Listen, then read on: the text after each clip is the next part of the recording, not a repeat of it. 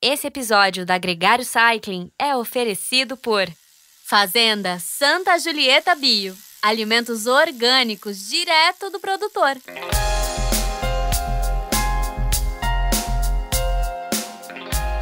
Olá, seja muito bem-vindo ao Gregário Cycling dessa semana. Hoje, a inesquecível barreira do 100K. Para muitos, algo épico, para outros, uma lembrança já bem remota.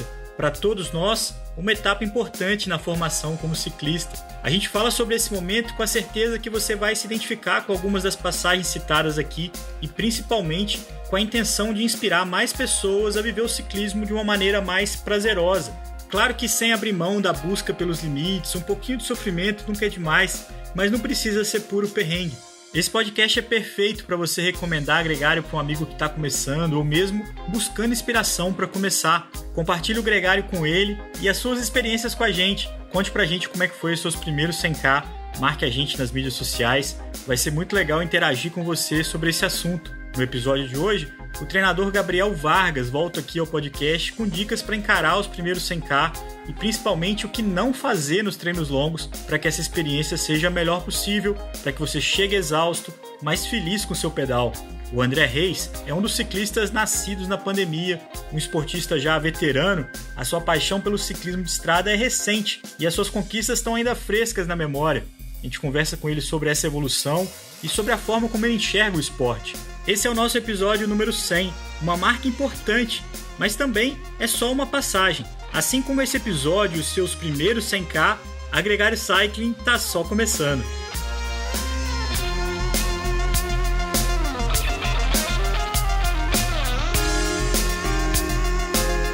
O Gregário Cycling Podcast é apresentado por Ultra Coffee. Performe o seu melhor nos treinos, estudos e trabalho.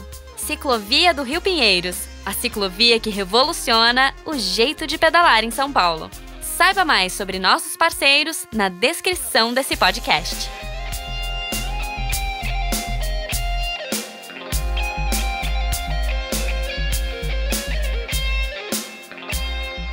Gabriel Vargas, muito bem-vindo ao Gregário Cycling. É um grande prazer ter você aqui de volta, por que não? Você já participou aqui de um especial com a gente e dessa vez entra no programa que está estreando nessa sexta-feira no Gregário. Bem-vindo. Ô, Leandro, obrigado por ter aqui de volta a nova participação. Obrigado também, Álvaro. Vamos bater um papo aí hoje. Ô, Gabriel, naquela época a gente falou do Endurance, né? A gente falou de pedalar longas distâncias como base. Hoje a gente te traz de volta para falar de um marco, de um momento que é inusitado e marcante para todo mundo que pedala, que é quando você rompe a barreira dos 3 dígitos, quando você completa 100 km. E isso é um feito, para muita gente e sem dúvida é sempre uma transformação, um rito quase que um rito de passagem para quando o cara é um pedalante e ele se torna um cara mais dedicado. Como é que é essa experiência? Você lembra do seu primeiro 100K, não? Não, eu não lembro. Eu estava tentando me lembrar hoje à tarde. Com certeza foi quando eu era novo, lá no interior de Minas Gerais. Era 13, 14 anos de mountain bike. E é uma experiência que eu não... No meu trabalho, no meu serviço, orientando os praticantes, eu tento fazer com que eles evitem. Porque foi uma coisa totalmente aventura, sabe? Sair na hora que o sol nasce, chegar em casa, o sol já se pôs faz tempo e desidratado, exausto. E aí eu acho que o tom da nossa conversa vai ser muito essa, né? 100 quilômetros, assim, tecnicamente, não é difícil. O difícil é fazer 100 quilômetros bem. Difícil é dominar, né, aquilo ali, chegar legal, ter uma experiência boa no dia, especialmente se for um percurso duro, porque também, né, a gente vai falar de 3 dimensões. Tem a distância percorrida, mas essa distância ela é muito relativa, porque tem também a outra dimensão da ascensão, né, a quantidade de subida que tem nesse percurso. E, por fim, a terceira dimensão do treino, do pedal, do percurso, é a duração, né, é o tempo em horas, que, na verdade... Embora os 100 quilômetros eles sejam a referência, é o nosso assunto, mas quando a gente vai tentar entender a demanda, o que a gente precisa, o quão difícil é, a gente vai olhar para a duração. Quanto tempo vai levar para fazer essa empreitada aí, né? E além das dimensões, tem os fatores envolvidos. Qual que é o terreno, como que é o clima, solo, acompanhado, vento contra, quente, está preparado, está condicionado. Então, são muitos fatores envolvidos nesse desafio. Eu acho que enquanto você fala tudo isso, vem à cabeça de qualquer um que está ouvindo a gente, inclusive aqui minha, do Álvaro, das situações onde a gente pedalou 100K. Eu lembro claramente das minhas primeiras 100K, que foi um Audax, um desafio Audax, né? O Audax começa com 200, tinha um desafio Audax, e ali foram 6 horas e meia, pneu furado e todo tipo de presepada que se encaixa bem aí na sua lembrança, na sua experiência. Você lembra do seu 100K, Álvaro? Lá no tempo da prova dos bairros, na Copa Starup? Campeonato dos Bairros, Rio de Janeiro, não lembro, mas deve ter sido um treino que era factível na minha época, que era sair de Copacabana, Ipanema e até Petrópolis e voltar. Eu acho que o meu 100K deve ter sido nesse percurso, que hoje é impossível, né? Talvez você não sobreviva o trânsito, mas era um pedal fantástico. Agora, ô Gabriel, mas vamos entrar um pouco no tema. Como que se faz esse 100K bem feito? A primeira coisa que tem que ter em mente, por incrível que pareça, não é o que tem que ser feito. É o que você não pode deixar acontecer, é o que você não pode fazer. Quando a gente está falando, no nosso assunto é que eu tenho em mente 2 sujeitos, tá? O primeiro é aquela pessoa que ela é um pouco iniciante no ciclismo, está descobrindo esse universo, já ouve o gregário, está fazendo a coisa certa, e essa pessoa, eventualmente, ela está desenvolvendo, ela vai chegar nos 100 km. Um outro sujeito que me preocupa um pouco mais é aquela pessoa que já está há mais tempo no ciclismo, mas a pessoa tem uma rotina extremamente restrita para sua prática. Outro dia eu estava conversando com um aluno e amigo meu, um ex-aluno e amigo meu, e ele falou, cara, eu quero voltar a treinar, eu quero fazer um Gran Fondo, só que é aquela coisa, né? Eu tenho 3 horas por semana para treinar, 3 treinos de 1 hora, 50 minutos. Então aí a coisa começa a ficar complicada. Você precisa...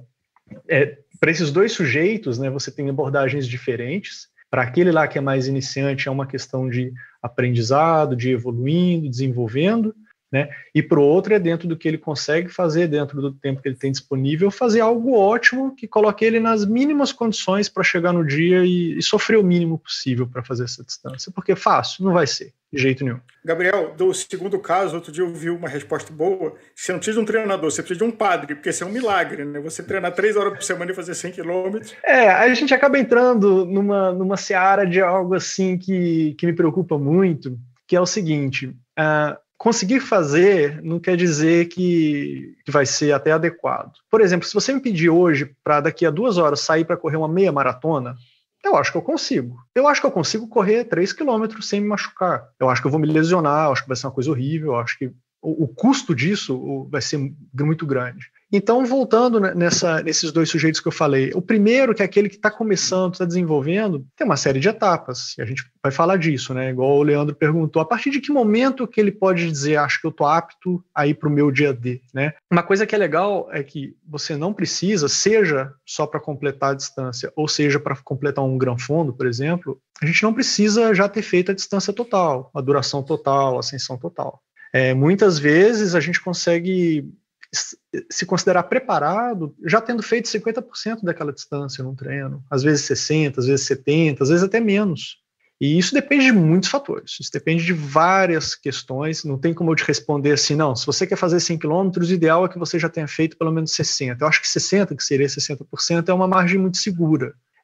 Vou fazer o Letap em Campos do Jordão, que mais ou menos 100 km, né, hoje em dia. Poxa, tem bastante subida, tem um fator ali de altitude, querendo ou não, para alguns influenciar mais, para outros menos. Então, se você mora no Rio de Janeiro e você está no nível do mar e estradas tem subidas, mas muitas estradas planas, a gente precisa de uma quilometragem maior para te considerar preparado para aqueles mesmos 100 quilômetros em Campos do Jordão, né?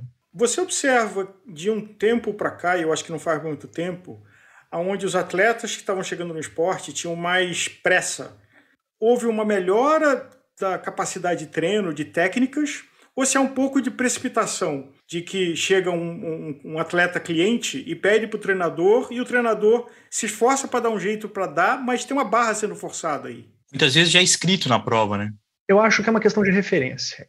Quando eu comecei na bike, as referências que eu tinha lá no interior de Minas Gerais, assim, quem se propunha a vestir uma lycra e subir na bicicleta, competia, estava sob orientação, não orientação formal, assessoria, mas era ali apadrinhado por pessoas que já competiam, pessoas experientes. Então, quando eu vim para o estado de São Paulo, 10 anos atrás, eu comecei a ver uma diversidade muito grande de praticantes, pessoas que começaram tarde, pessoas que têm outros entendimentos do esporte, pessoas que às vezes treinam com tempo muito, muito escasso, igual eu falei. E essas pessoas, você tem ali os desafios, as provas estão aí, os eventos estão aí, tem grandes grupos, tem grandes assessorias, tem grandes pelotões, e a informação vai circulando, e os convites vão rolando, e acho que é uma questão de referência mesmo, sabe? Olha, meus amigos estão fazendo, eu quero fazer também, né?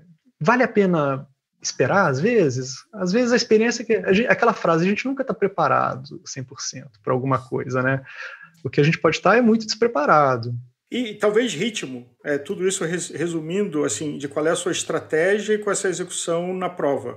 Então, se você tem isso claro, se você tem isso desenhado, e se você vai ter a disciplina de seguir o que foi planejado, para que você tenha uma experiência agradável, porque eu acho que fundamentalmente é isso, a gente quer um desafio e a gente gosta de sofrência, mas que não deixe efeitos permanentes, que não deixe um desencanto até para a pessoa abandonar o esporte. Se é uma frustração tão grande, ter uma lesão que machuque, e eu acho que essa é a motivação de todos nós, de empurrar a barra, aprender, mas ter uma cicatriz que 2, 3 dias depois passou e você já está com saudade dela para voltar lá. Eu acho que num passo a passo, o primeiro passo seria esse. Você está, digamos que seja um evento, né? No exemplo do Álvaro aí seria um Gran Fondo, por exemplo. Você está ali na largada, óbvio, você tem que ter muito claro se o seu objetivo é completar aquele percurso, o seu desafio é esse, ou se o seu desafio já é outro. É fazer abaixo de X horas, é andar mais rápido que o amigo da sua cidade, é disputar um pódio, e são coisas totalmente diferentes. Eu imagino, vamos dar um exemplo bem simples, assim, bem do real. Campinas Olambra, sai ali, vai seguindo a estrada, né? Quero fazer 100 km ali, sobe e desce suave, não tem nenhuma grande dificuldade, mas também não tem nenhum grande alívio, né? A velocidade média vai ser de 20 km por hora, vai ser bem tranquilo, tá? Uma pessoa que começou a pedalar faz alguns meses, né? São 5 horas de pedal para fazer 100 km. E a gente tem aí 5 horas de pedal, provavelmente 2.000, 2.200 quilocalorias. Nessas 5 horas de pedal, vamos fazer 3 paradas, cada parada com mais ou menos 20 minutos de duração. Então você começa a criar um mapa do que você vai fazer. 5 horas de pedal, vou colocar um alarme no Garmin para cada 15 minutos eu não me esquecer de me alimentar. Vamos nivelar por baixo, que a intensidade vai ser baixa, eu também não quero correr nenhum risco de ter um desconforto gastrointestinal, vamos colocar 30 gramas de carboidrato por hora. Então, peraí, o que eu vou comer, quanta Coca-Cola que eu vou tomar na parada? Não precisa ser muito assim exato, mas, puxa vida, não dá para sair só com uma banana no bolso e um gel no outro bolso, né?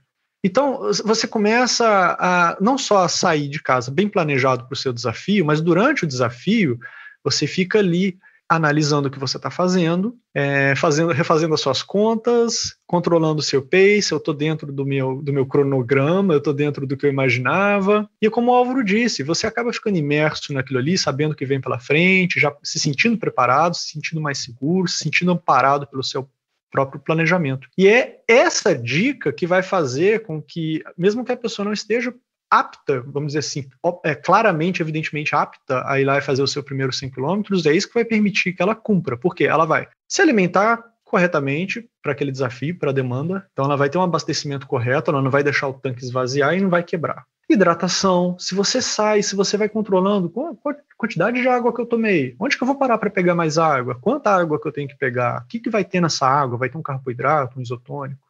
E você saiu e o vento, eu dei o exemplo aqui Campinas Mogi, eu moro em Campinas, para quem não sabe, então tem um vento aqui que ele vem de sudeste, que ele te carrega na ida, mas quando você volta é o fim do mundo, né? Então também isso tem que, né, você tem que ficar com aquilo em mente. Então você fica processando essas informações o tempo todo e lembrando de curtir o percurso, lembrando que você não precisa ficar em momento algum super ofegante, você não precisa tentar acompanhar ninguém que está mais forte que você, aquele ciclista que passou por você na subida do pedágio, você não precisa ir atrás dele, você está fazendo o seu, sabe? Você está fazendo o seu ciclismo, você está fazendo o seu desafio, e o ideal é que você chegue cansado, esgotado, mas assim, sabe, com aquela sensação super feliz e agradável de missão cumprida.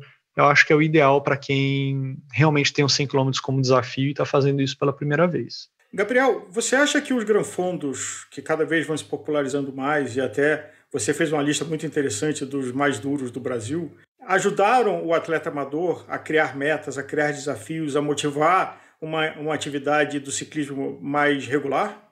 Muito. O ciclismo que eu conhecia antes da popularização dos granfondos era o ciclismo que a gente chama de ciclismo oficial. Você se federa, você corre provas, muitas provas de circuito, e são provas assim, embora tenham inscrições baratas, aconteçam em muitos lugares, são provas nem um pouco convidativas, é um ambiente muito hostil para o praticante iniciante, para o praticante geral. São provas de muita disputa, né, de alto ritmo, muito técnicas. E o granfondo, ele traz uma outra abordagem, um outro entendimento do ciclismo. Você tem a característica do granfondo é que o próprio percurso seja o desafio, é um desafio pessoal, né? Você tem que ir, às vezes, fazendo o mínimo necessário para conseguir fechar aquele percurso. Isso viabiliza muito com que as pessoas tenham uma boa oportunidade de ter boas experiências. É convidativo para que elas treinem, porque os desafios não são fáceis, então exige para a pessoa cumprir bem, porque ninguém quer ir para os lugares para fazer as coisas para sofrer. A gente está falando aqui do mínimo necessário, mas assim, vamos dar um passo agora, vamos fazer a coisa bem, não só cumprir, mas ir bem. Um desafio, Gabriel, que eu queria ouvir a tua resposta. Quase sempre quando tem um treino e meio misturado, quem tem um pouco mais de disciplina quebra o grupo. Avançado, intermediário e fraco. Ninguém quer ir para o intermediário e para o fraco, todo mundo quer ir para o avançado. Como é que você faz para dar consciência que cada um tem uma capacidade e não é só o termo? Não, eu não sou fraco, eu estou treinando para caramba, eu já andei 20 km semana passada, eu estou no avançado. Se você quer desenvolver, às vezes você tem que se expor a algo que está acima do que você já faz. Com responsabilidade, claro, né? E consciência. Mas, em geral, antes de dar qualquer passo, o ponto em que nós estamos, ele tem que ser bem consolidado. Então, acho que se a pessoa tem tempo, tem prazo e tempo disponível para treinar, o ideal é que ela faça uma progressão bastante cuidadosa e bastante processual mesmo, né? Que antes dela avançar para novas distâncias, novas cargas de volume semanal, dificuldades de percurso, que ela domine bem onde ela já está, né, e vai avançando. Isso é uma maneira muito boa, muito segura de evoluir, muito prazerosa. Mas, digamos, esse exemplo que o Álvaro deu, vale a pena sim, às vezes, experimentar, arriscar um pouco o pescoço. Hoje eu vou andar com aquela galera mais forte, eu vou sobrar, beleza, mas enquanto eu não sobrar, eu vou estar ali, eu vou tentar acompanhar, vou ver como que eles pedalam, vou ver o que eles fazem, vou ver como eles se comportam. É válido, é muito válido. Gabriel, tem um aspecto de se forçar, mas tem um aspecto também de se expor. Porque às vezes a gente vê situações de pessoas que estão num pelotão que não poderiam estar e tem uma situação objetiva que começa a faltar oxigênio. Então tem menos oxigênio para o cérebro, a capacidade de reação e pilotagem daquela pessoa fica comprometida e ela talvez coloque outras pessoas em risco. Acho que é uma questão de bom senso. Se a pessoa ela já está pendurada e já está expondo os outros a risco, ou ela não está percebendo o que ela está fazendo, ou falta a ela o bom senso. E aí acho que a responsabilidade não, né? Mas isso acaba recaindo sobre os outros que estão juntos. Então, vamos adicionar mais um item. Além da pessoa estar preparada, planejada, ela tem que ter bom senso para saber se preservar a sua saúde e a sua segurança e dos outros que estão juntos, né? Tem uma frase que eu gosto que não traduz bem para português, que é common sense is not common. Então, contar com o bom senso das pessoas é perigoso e, além nessa situação, com a vaidade. Porque é muito difícil você chegar para uma pessoa que está brigando para se superar e você fala, tira o pé que você não aguenta. Assim, é muito difícil, você tem que ter uma intimidade, essa pessoa tem que ter uma autoestima de não se sentir ofendida, porque ela está ali numa batalha de vida ou morte, e você vai chegar para ela assim, você já perdeu, vai aqui pro canto que senão você vai derrubar mais gente. É complicado. Não é trivial. Mas, Álvaro, eu acho que fazendo uma crítica um pouco mais assertiva e indo um pouco mais na ferida, o ciclismo hoje, vários outros esportes, ele se tornou muito acessível.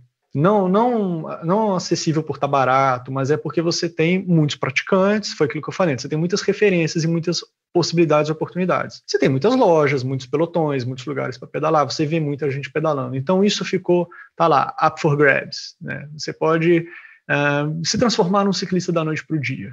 Tudo que você precisa fazer é ir na loja, comprar o equipamento e subir na bicicleta. Mas, espera aí, você sabe, vamos retomar algumas coisas que a gente falou. Você sabe como se alimentar no seu treino para você não quebrar? Você sabe se comunicar com os outros ciclistas? Gestos, olha, tem um buraco aqui na frente. Você sabe como proceder em relação a quem está atrás? Você sabe cuidar do seu equipamento se alguma coisa acontecer?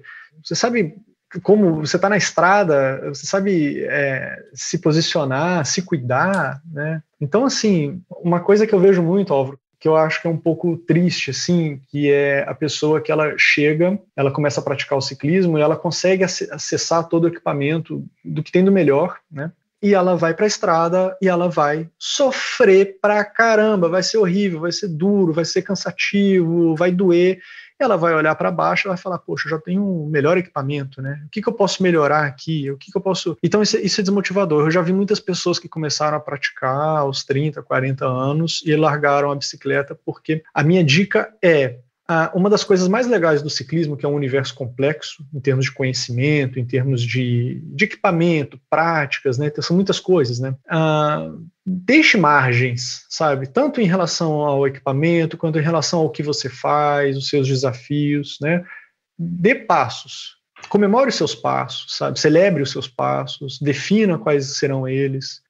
Pode ter grandes objetivos, claro. Eu posso começar a praticar ciclismo hoje e o meu objetivo ser, eu quero fazer um Audax 1300, eu quero chegar nisso porque eu conheço alguém que fez. Pô, legal, beleza, mas primeiro a gente tem que começar a pensar em fazer pedal de 20 km.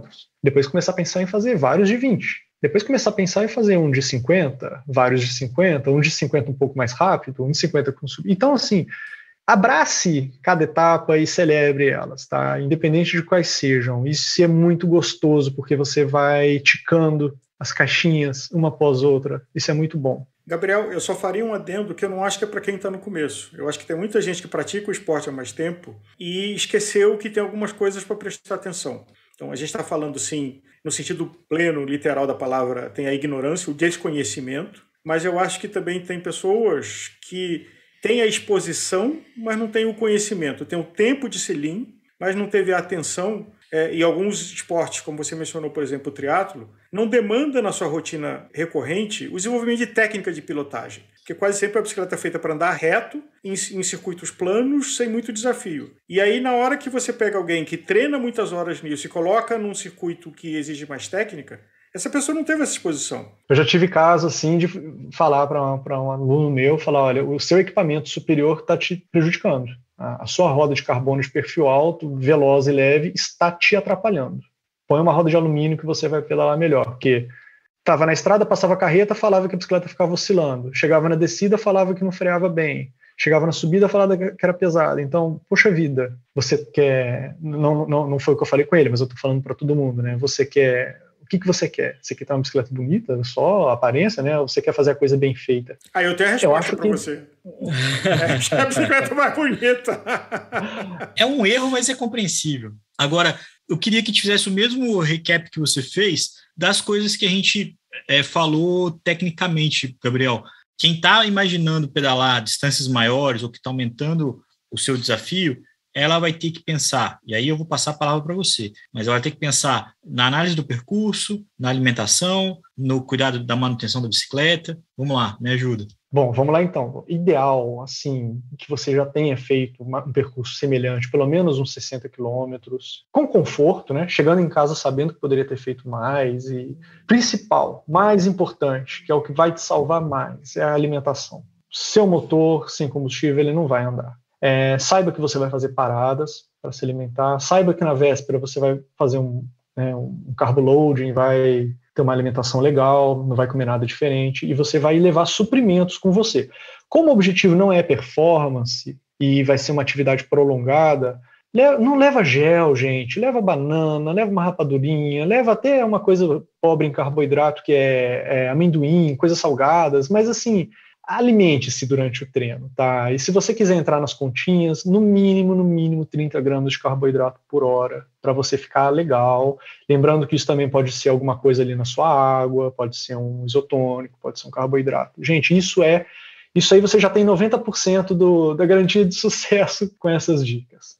Outro fator, isso entra também em hidratação, claro, que ela vai depender muito do clima, vai depender muito da pessoa, se a pessoa sua muito, sua menos. O pessoal usa muito as cápsulas de sal também, que parece que muita gente tem um benefício, muita gente relata, isso me ajudou em relação à cãibra. Tá?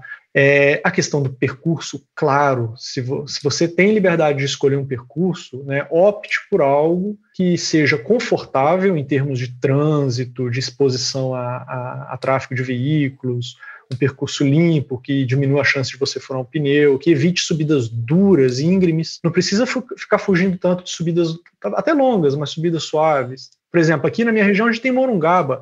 Tem muita serra. É duro, mas você passa metade do tempo não pedalando. A outra metade você passa pedalando um pouco mais duro. Leve isso em consideração também. Vestuário também é muito importante, de acordo com o clima do dia. Você tem que estar sempre em mente que vai ser uma atividade prolongada. Protetor solar, não esqueça do protetor solar, por favor. Tá? Lembre-se disso também, é outra coisa super importante, que se isso não te prejudicar no dia, vai te prejudicar depois. E é um dos fatores para a galera mais iniciante que pega muito, é impressionante. E vamos falar do ritmo, tá? Que também é outro essencial. Pessoas às vezes perguntam, como que eu controlo o meu esforço, o meu ritmo? Como que eu sei o quanto que eu tenho que andar para não quebrar, mas também se eu for muito conservador, se eu poupar demais, a atividade que ia durar 5 horas vai durar 6, 7, o tempo de exposição vai ser muito maior. Né? E vai ser muito cansativo. A minha dica esse ritmo ele tem que ser praticado em atividades anteriores. Saiba que em trechos fáceis, plano, descida, você tem que manter um esforço que é suficiente para a gente fazer isso aqui que a gente está fazendo, conversar. Tá? Se você está no plano, tendo que falar 3 palavras e parar para respirar, você está forte demais, você vai quebrar. Reserva esse tipo de esforço, talvez, para os trechos mais duros, as subidas mais íngremes, tá? Mas, no geral, observa a sua respiração, porque às vezes a pessoa não tem um treinador, a pessoa não viu as zonas, isso também tem uma margem de erro muito grande.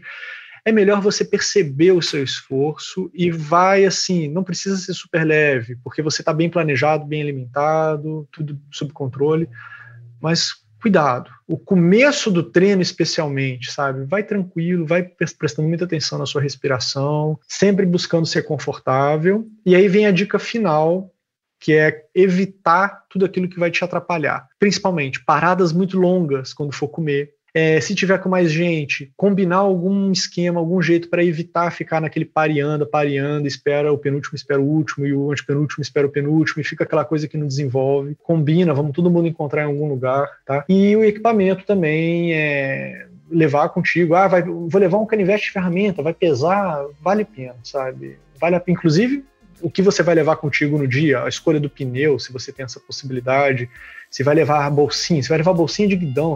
Gente, vai pelo mais seguro, sabe? Vai pelo mais garantido. Se vai ser 24 por hora de média, ou se vai ser 20, ou se vai ser 24,5, tanto faz, sabe? Foca em cumprir o dia e cumprir legal e saber que você dominou tudo que você fez naquele dia. Torne o seu 100K inesquecível por bons motivos. Tira foto, posta lá, marca a gente. Marca a gente, essa é uma boa dica, Gabriel.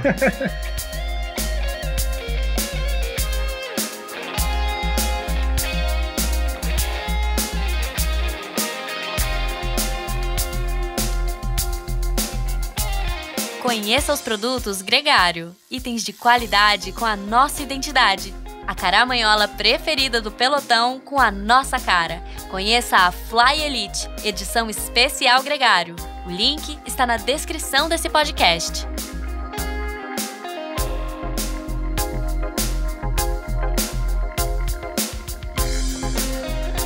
Esse papo com o Gabriel Vargas fez a gente voltar no tempo e lembrar de coisas que a gente viveu há muito tempo atrás, mas que estão aí, presentes na vida de todo mundo que começa a romper as suas próprias barreiras. Gente como o André Reis, que descobriu o ciclismo agora na pandemia, fez seus primeiros 100K recentemente e a cada dia se apaixona mais pelo mundo das rodas. Se liga!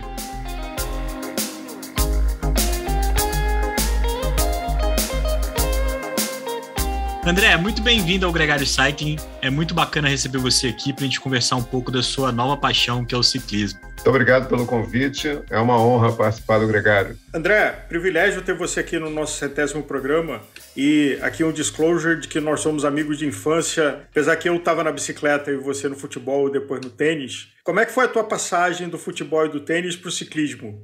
Foi uma passagem, assim, o futebol eu parei mais de 25 anos por causa das contusões frequentes. Fui para o tênis, mas ao longo do tempo, jogando ranking, eu sou um cara competitivo e resolvi entrar, eu sempre fui da categoria A, né? E quando a gente chega perto dos 60 anos, ficar jogando com os garotos de 30 e 40 anos a nível competitivo pode aumentar o risco de lesão. Foi exatamente o que aconteceu no meu joelho. Eu tive uma coisa chamada cisto de Baker, que é uma inflamação atrás do joelho, e isso me impedia de caminhar. Comecei a caminhar mancando, saí de uma quadra também mancando por conta dessa lesão e fiquei parado praticamente sem poder correr, sem poder assim, jogar efetivamente qualquer coisa durante mais de 6 meses. E aí, é claro, veio a pandemia, comecei a engordar, a ficar deprimido também por conta disso, desenvolvi uma bursite também do nada, o que me impedia de nadar, então eu não podia fazer nada. Aí fui para um tratamento com um fisiologista chamado Pedro Menezes, que hoje está no Flamengo, e ele falou, vai pedalar. Aí eu comecei a pedalar, sim. Isso foram há 18 meses atrás? Um pouco mais, né? Foi há 20 meses atrás. E ele é um espideiro, né? E andando na zona sul do Rio, contando sobre as peripécias subindo o Horto, Vista Chinesa, praticamente pedalava todo dia e fazia as viagens também. E eu sou da época da Caloi 10, Álvaro. Lançamento da Caloi 10, sou um cara bem antigo mesmo. E quando ele começou a falar de bicicleta e tal, eu comecei a pedalar e a tomar o gosto. A bicicleta do meu filho tinha um velocímetro, e eu andando a 25 pela orla da Barra, eu achando o máximo andar a 25, e não sentia absolutamente nada no joelho. E aí fui melhorando, até que o meu filho, eu usava a bicicleta do meu filho, né? E ele começou a falar que ia se mudar. Ele ia para a Zona Sul, ia sair de casa e ia levar a bicicleta, eu ia ficar sem bicicleta. E aí, sem filho e sem bicicleta.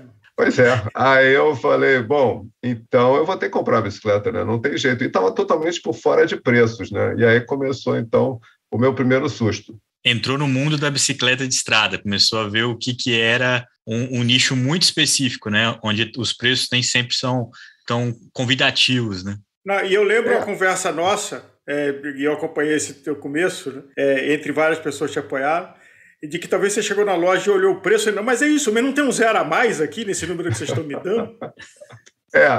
Foi mais ou menos isso, né? Porque eu achava que com R$5.000 dava para começar. E, na verdade, eu estava totalmente fora dessa parte, porque, né, é um mundo que você olha assim distante e tal. Aí eu falei, bom, mas a primeira coisa, então, é ver uma assessoria, né? Também eu não vou ficar pedalando sozinho porque eu tenho medo, acho perigoso. Não é por aí. Eu preciso, então, procurar uma assessoria para ver se é isso que eu quero e tal, para depois, então, comprar uma bicicleta. Aí fui pesquisando as assessorias e vi que muitas delas já queriam a pessoa pronta, já com sapatilha, com bicicleta de carbono. E eu falei, cara, mas, sei lá, não sei se é isso que eu quero mesmo, né? Um investimento muito alto. E aí encontrei uma assessoria chamada BMCC, do Bruno Mendes, que estava praticamente começando. Ela tinha, quando eu cheguei nela, ela tinha 2 meses só de criação. Ela estava de braços abertos para quem queria começar. Tanto que eu liguei para o coach, Bruno, e eu falei, olha, tem meu filho, que aí meu filho já estava desistindo de mudar, porque também viu os custos da mudança, estava no meio da pandemia, ele falou, estava gostando de pedalar também, aí eu liguei para o Bruno e falei, Bruno, é o seguinte, eu tenho eu e meu filho, a gente quer conhecer a tua assessoria, mas a gente só tem uma híbrida, como é que faz? Ele falou, vem aqui e a gente vai conversar. Aí eu fui lá, ele levou 2, me deu a dele, uma Canyon de R$80.000 e falou, você vai pedalar com o grupo hoje. Eu falei, assim, você já não tem experiência com a Caloi 10? Eu falei, já, mas isso tem lá 40 anos. Não, foi ontem, vamos lá, vamos começar. E aí fui 2 dias com a bicicleta dele, caí em todos os buracos da Avenida das Américas, fiquei super assustado, que está com o equipamento dos outros e sem experiência nenhuma, até que eu falei, não, é realmente isso que eu quero, eu preciso comprar uma bicicleta. Aí eu comprei uma Hubert da Specialized, foi uma loucura que eu fiz, porque... Por que eu comprei a Hubert, né? Porque depois de cair em todos os buracos e ficar naquela posição ingrata, para quem não está acostumado, eu sentia muita vibração, né, caindo nos buracos. Aí quando eu fui na Specialized, o vendedor me mostrou a mola. A caixa de direção.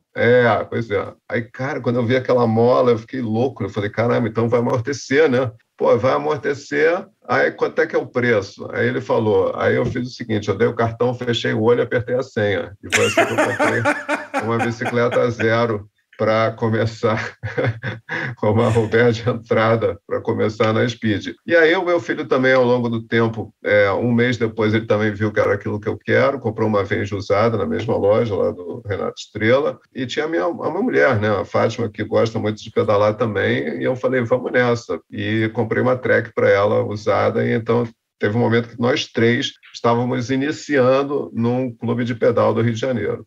Ô André, como é que é essa experiência de começar? Porque quando você está pedalando com bicicleta híbrida ou quando você está pedalando com bicicleta de mountain bike, não um ciclista, vamos dizer assim, ocasional, ele pedala ali 1 hora, ele pedala na praia, ele pedala até mais tempo do que isso e tudo mais, mas quando ele começa a rodar de speed, as distâncias vão ficando menores, né? Ele vai conseguindo andar mais rápido, tem uma fluidez que é típica da bicicleta. Como é que foi experimentar isso, assim, de começar a andar mais quilômetros e mais fácil? Bom, o primeiro desafio, Leandro, é andar na roda, né? Quer dizer, você está num grupo e você entende que tem que ficar um atrás do outro, super alinhado e olhando para a bunda do outro o tempo inteiro.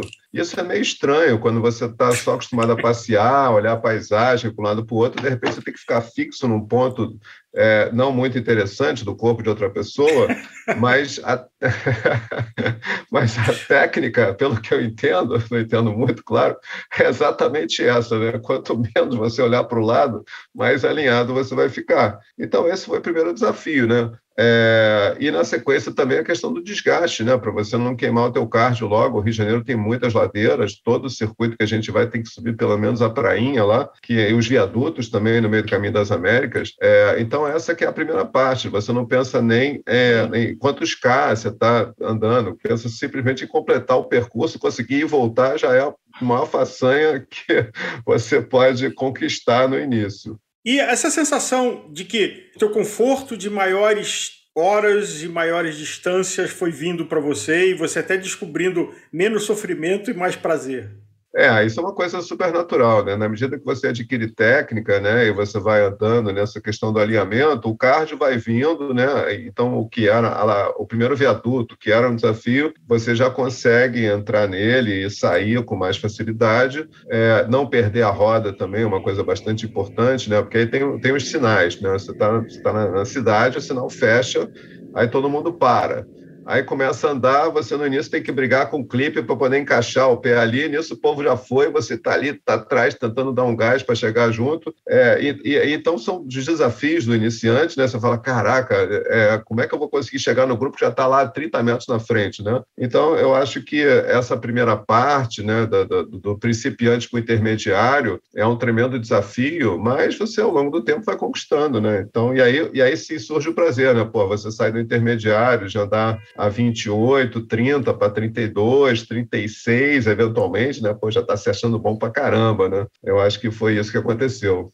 E a dinâmica, o quanto te ajudou? Porque você e a BMCC meio que nasceram, você ciclista e a BMCC meio que nasceram e cresceram juntos. Uhum. Quão importante foi você ter essa comunidade, ter esse grupo com você que foi se formando? Muito importante, porque quando eu estava com a Caloi 10, o trânsito no Rio de Janeiro era totalmente diferente do que hoje. Se a gente pensar que as ruas das cidades são as mesmas e a gente tem um volume de carro no mínimo 10, 20 vezes maior do que daquela época, e eu estou falando de uma realidade de 40, 45 anos atrás, não passa todo mundo, né? Mas uma coisa bastante positiva hoje é que eu acho que o respeito ao ciclista aumentou demais nesse meio tempo, né? Também devido a toda a repercussão, né? Cada acidente causa assim um trauma gigantesco, né? Como é que pode, né? É uma gritaria assim enorme com relação à proteção ao ciclista hoje em dia, que os motoristas até quando vem um grupo, aí eles falam, caraca, tem que desmaneirar, eu tenho que desviar, não posso tirar fino. E quando a minha decisão de comprar uma Speed foi também que eu só iria andar em grupo. Então, raramente eu ando sozinho, porque no grupo eu me sinto muito protegido, ao contrário de quando eu estou sozinho. E, claro, um grupo em formação, com uma galera grande de iniciantes, está todo mundo na mesma vibração. A gente vai descobrindo as coisas juntos e isso cria uma união bem legal. E também não é um grupo competitivo, né? Algumas assessorias têm essa característica de estimular a competição interna, a questão do Strava, né? E isso o nosso grupo não tem. Na verdade, um dá força para o outro dentro de uma mesma dinâmica, né? Ninguém vai ser campeão do Strava porque isso vai levar aonde, né? Não é por aí. Mas essa é uma graça do ciclismo, né, André? Porque você pode se desafiar pessoalmente. Mas me conta um pouco mais dessas experiências. Eu acho que você deve ter tido boas histórias, pelo menos as de primeira viagem, né? Não, por exemplo, Campos do Jordão, né, que é mais recente, né? Então, foi uma competição também, né? E quando eu me inscrevi em Campos do Jordão, o pessoal tinha acabado de fazer o Letap do ano passado, então eu estava achando que ia muita gente da assessoria e tal, o grupo ia se reunir lá. E aconteceu que eu ia levar a família também e tal, minha esposa ia junto, né? Acabou que se inscreveu só uma moça do grupo e a minha esposa não foi, e quando eu vi, eu estava indo sozinho lá para não perder a inscrição. E choveu o final de semana, né? No dia anterior, eu liguei para minha colega do grupo que estava lá, e eu falei, e aí, vamos fazer um pedal amanhã para dar um treino? Ela falou, eu já estou numa assessoria aqui, que já vai treinar amanhã. Eu falei, legal, eu posso me agregar? Aí ela falou, tá bom, eu vou perguntar. Aí perguntou para a assessoria, e aí a resposta falou, não, olha, a dona do grupo falou que não dá porque ela quer dar atenção para o povo dela. Eu falei, tá bom, então legal. Aí tá, não falei mais com ela, dei o treino sozinho, no molhado ainda, né? Tinha chovido, então saí de manhã, quando eu esperei sair o sol, no sábado de manhã fui dar uma volta ali pelo palácio e tal, retornar até o Capivari, a minha pousada estava no alto. Aí voltei no final, aí começou a chover, né? Depois do almoço começou a chover. E aí eu liguei para ela, falei, e aí, vamos amanhã se encontrar na largada? Ela falou, não, eu caí, tomei ponto, não vou correr. Falei, caraca, pô, então eu tô sozinho na prova, tô literalmente sozinho.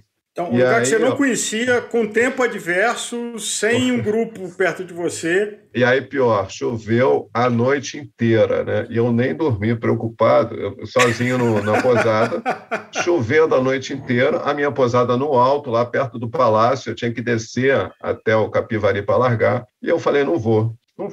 Bateu o amarelão, falei, cara, a garota já caiu, tomou ponto, eu estou sozinho aqui. Se eu cair, o que acontece? A ambulância vai me levar até o Rio? Acho pouco provável. Vou ter que chamar alguém para me buscar? Vai ser um saco. E aí eu falei, bom, vamos ver o que vai acontecer. Aí quando eu acordei, falei, eu vou. Também, né, já que eu estou aqui, eu vou. Aí, quando eu peguei a bicicleta de manhã, escuro, 5 e pouco da manhã e tal, que eu fui descendo, já tinha parado de chover. Eu falei, beleza, parou de chover, legal. Na largada, estava até saindo um mormaço, assim, e tal, beleza, 7 horas da manhã e tal. Aí fomos. E aí o percurso sobe ali o palácio e depois desce para a ladeira, para Serra Nova. O Álvaro, o que aconteceu ali?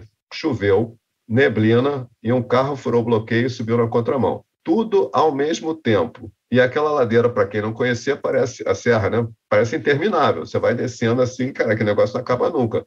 Só que como eu estava lá atrás, ninguém passou ninguém. Daquele grupo que eu estava ali andando, ninguém passou ninguém. E quando a gente chegou lá embaixo, aí para subir já estava seco novamente e foi tranquila a subida. Quer dizer, então, até Capivari, quando a gente chegou, já estava sol de novo. Quer dizer, então, eu prezo pela segurança, né? Essa que foi um desafio tremendo. Eu falei, agora eu tenho que voltar para casa, sozinho na estrada.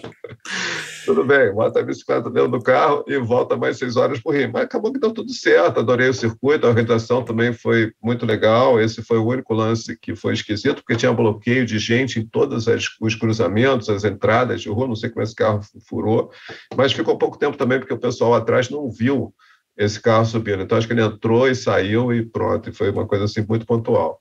André, algumas semanas atrás, você quebrou a barreira dos 100. Pela primeira vez, você fez um único treino que você pedalou mais do que 100 km.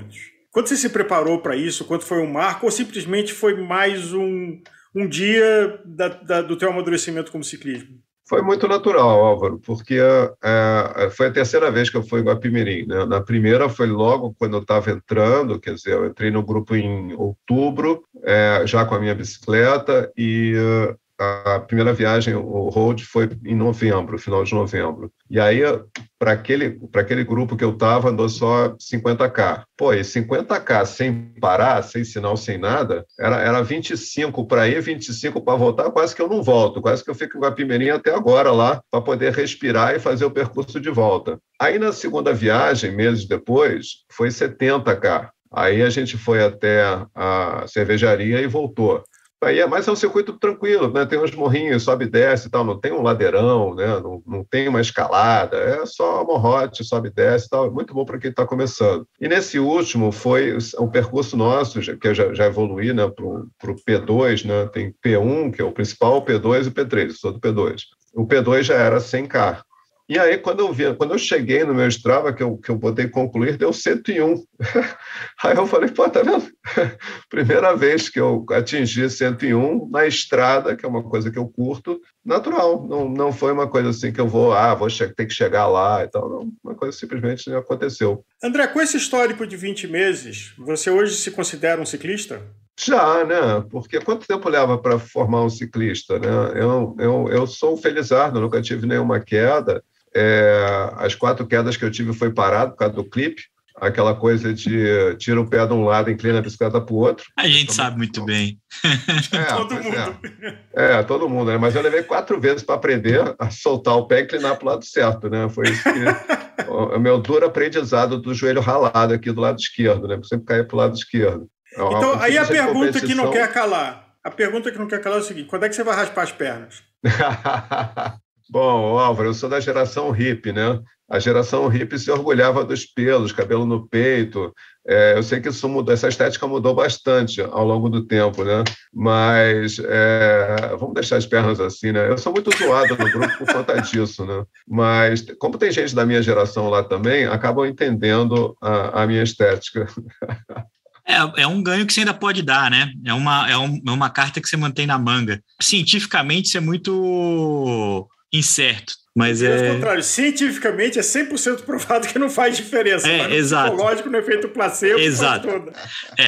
Eu tinha um treinador, eu já falei isso aqui várias vezes, que eu tinha um treinador que falava que o índio não vai para a guerra sem se pintar e um ciclista não vai para a prova sem se raspar. Então, acho que essa é uma identidade que as pessoas se constroem. Mas voltando um pouco à meta de quilometragem, André, como é que foi o seu pedal? Assim, como é que foi a sua mentalidade de você dividir o pedal em partes? Como você se alimentou? Como é que foi que você encarou um pedal mais longo como esse? Foi tranquilo, porque a gente teve, na verdade, 2 paradas, né? Nessas paradas deu para respirar, tomar uma água, comer uma barrinha de cereal. Até a gente parou numa cidadezinha lá que tinha picolé também. Acabei comprando picolé para todo mundo, né? Então, dá aquela respirada tranquila e voltar. Quando você está passeando, né? Quando você não tem um objetivo assim de horário, né? Ou você não está numa competição, eu acho super tranquilo, né? Dá para administrar bem essa questão. E nessa jornada, o teu filho? Então, o meu filho veio o inverno e aí ele teve dificuldade de acordar cedo. Depois o escritório começou a obrigar a voltar e aí ele não conseguiu mais conciliar os horários, ele acabou saindo do grupo. E a Fátima também teve uma queda e acabou parando. Dos 3, só eu que continuei. Mas a família também é representada, né? O histórico que você está falando, e eu diria que é um privilégio ter você no programa, porque você é uma demonstração de como você fazer com cuidado, com uma boa orientação, você tem uma evolução importante sem se traumatizar, sem se machucar. As metas vai subindo a barra e você vai indo nelas com fluidez.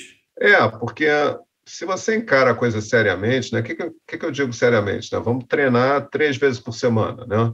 Eu tenho tempo de manhã, porque a minha atividade profissional me exige à noite e aos sábados de manhã só. Então, eu tenho manhã inteira livre, gosto de acordar cedo. Então, se é para atividade física, melhor ainda, estou disponível. E quem mora na Barra, você sabe disso, né?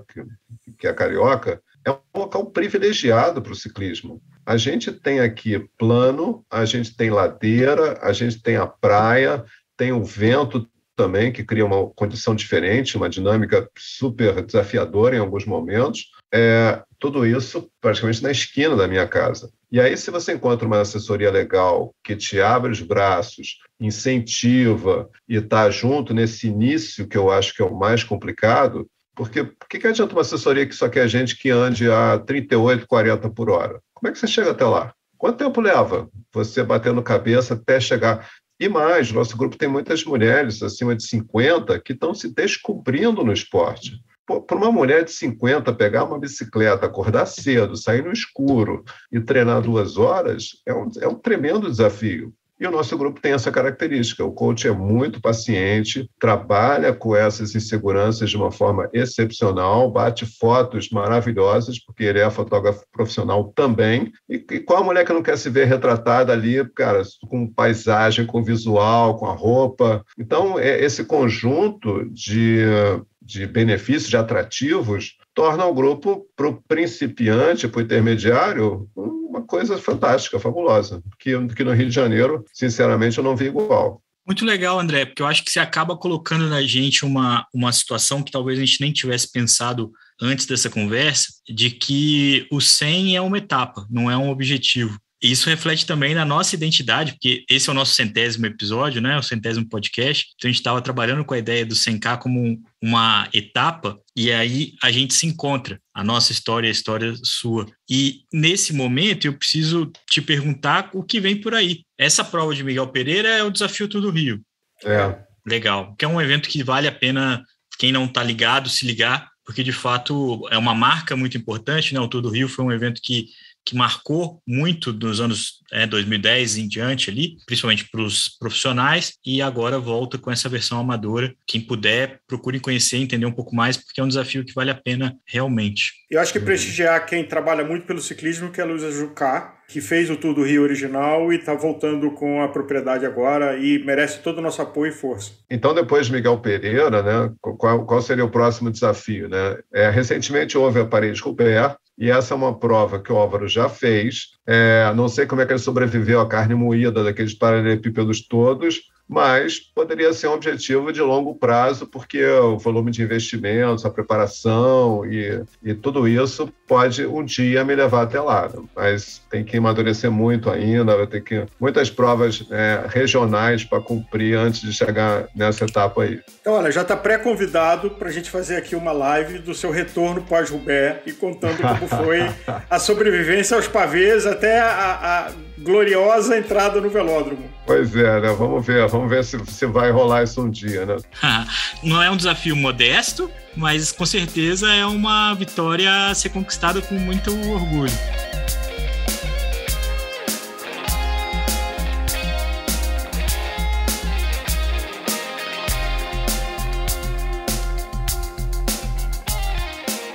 Dos primeiros 100K aos pavês de Roubaix, nada mais simbólico para mostrar o quanto que o ciclismo é apaixonante. Assim como o André Reis, eu tenho certeza que você também busca motivação de várias formas para se encontrar no ciclismo.